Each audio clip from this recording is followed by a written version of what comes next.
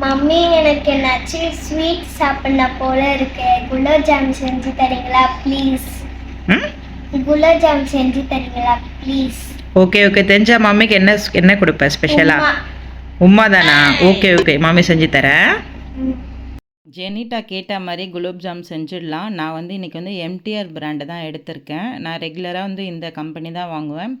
இது இன்ஸ்டன்ட் குலாப் ஜாமுன் தான். ஆனால் எல்லாருமே செஞ்சுருப்பீங்க. எனக்கு வந்து இதில் தான் வந்து அந்த பக்குவம்லாம் கரெக்டாக வரும். நம்ம அந்த பேக்கெட்டை கட் பண்ணிவிட்டு நம்ம வந்து பிரித்து போட்டுக்கலாம். அது கூடவே பார்த்திங்கன்னா கொஞ்சோண்டு நான் பால் எடுத்திருக்கேன். காய்ச்சின பால், சூடாக இருக்கக்கூடாது. பால் ரூம் டெம்பரேச்சரில் இருந்தால் போதும். அது ஊற்றி வந்து நல்லா இந்த மாதிரி டோ மாதிரி கையில் ஒட்டாத அளவுக்கு பிசைஞ்சு ஒரு இடத்துல வச்சுருங்க. சர்க்கரை வந்து நான் 800 கிராம் சர்க்கரை போட்டிருக்கேன். 1 கிலோ போடலான்னா 1 கிலோ போட்டால் ரொம்ப ஸ்வீட்டாக இருக்கும். நான் 800 கிராம் சர்க்கரை போட்டுட்டு அதே அளவுக்கு வந்து தண்ணி சேர்த்துட்டு நம்ம ஒரு பேனில் வந்து அந்த சர்க்கரை மெல்ட் ஆகிற வரைக்கும் நம்ம கலந்து விட்டுக்கலாம். அடி பிடிக்கக்கூடாது. பாத்திரம் வந்து நல்லா கனமான பாத்திரமாக எடுத்துக்கணும். அப்படியே அந்த சர்க்கரை மெல்ட் ஆகிற வரைக்கும் நம்ம அந்த கிளறி விட்டுட்டே இருந்தால் போதும். ஏன்னா அப்படியே விட்டுட்டுன்னு வச்சுக்கோங்க, சர்க்கரை வந்து அடியில் வந்து கெட்டியாயிடும். நம்ம வந்து சர்க்கரை வந்து மெல்ட் ஆனால் போதும். இந்த ரொம்ப அந்த பாகு மாதிரி அந்த மாதிரிலாம் பண்ண வேணாம். ஜஸ்ட்டு மெல்ட் ஆகிடுச்சான்னு பார்த்துங்க. அதுக்கப்புறம் வந்து ஒரு 2 ஏலக்காய் வந்து நல்லா தூள் பண்ணிவிட்டு அது கூடவே போட்டுட்டு கொஞ்சம் கலந்துக்குங்க. ஆல்மோஸ்ட் வந்து பாகு வந்து ரெடி ஆகிடுச்சு. நீங்கள் சும்மா இப்படி கையில் பார்த்தா தெரியும் அந்த சர்க்கரை வந்து மெல்ட்டாக இருக்கணும். இதை நம்ம எடுத்து தனியாக வச்சிடலாம். நம்ம ஆல்ரெடி வந்து மாவு பிசைஞ்சு வச்சுருக்கோம்ல, அதை வந்து கையில் வந்து கொஞ்சமாக எண்ணெய் தடவிக்கிட்டு ஒரு சின்ன உருண்டையை எடுத்து நல்லா வந்து அழுத்தி பிசைஞ்சு எடுங்க. ஏன்னா அப்போ தான் வந்து அந்த உருண்டை வந்து நம்ம பொரிக்கும் போது விரிஞ்சு வராது.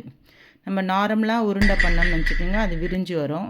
நம்ம எல்லாத்தையும் உருண்டை பண்ணி வச்சுக்கலாம். ஒரு கடாய் வச்சுட்டு நான் வந்து சஃபோலா எண்ணெய் தான் யூஸ் பண்ணியிருக்கேன். நீங்கள் வந்து நெய் வேணால் கூட நெய் யூஸ் பண்ணிக்கலாம். பட் நெய் ஊற்றினா ரொம்ப டேஸ்ட்டு திகட்டும். ஸோ அதனால் வந்து நான் நெய் ஊட்டாமல் எண்ணெய் நல்லா கொதிச்சிட்ட பிறகு பாதி ஃப்ளேமில் வைங்க, ரொம்ப வைக்க வேண்டாம் ஃப்ளேமு. மீடியம் ஃப்ளேமில் வச்சுட்டு நம்ம ரெடி பண்ணி வச்சுருக்க உருண்டையை அது உள்ளே போட்டுடுங்க. போட்டுட்டிங்கன்னா தானாகவே அதுவே வந்து மேலே வரும். அது வரைக்கும் வெயிட் பண்ணலாம். நம்ம மேலே வந்துட்ட பிறகு நல்லா வந்து லோவும் வேண்டாம், இந்த மீடியம் ஃப்ளேம்லேயே வச்சு நல்லா வந்து கிளறி விட்டுட்டே இருங்க.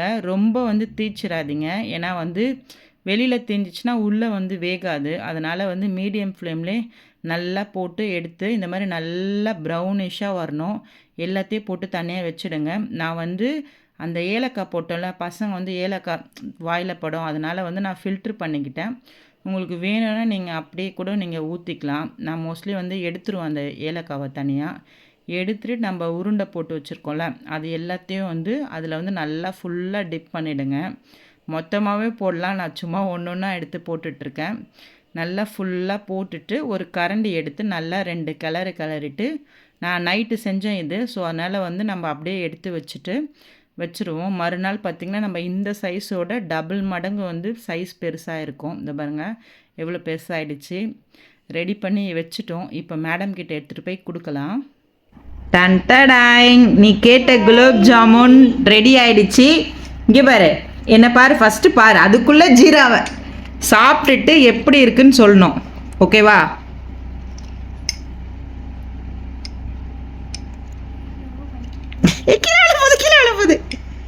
இது கீழே விட போகுது.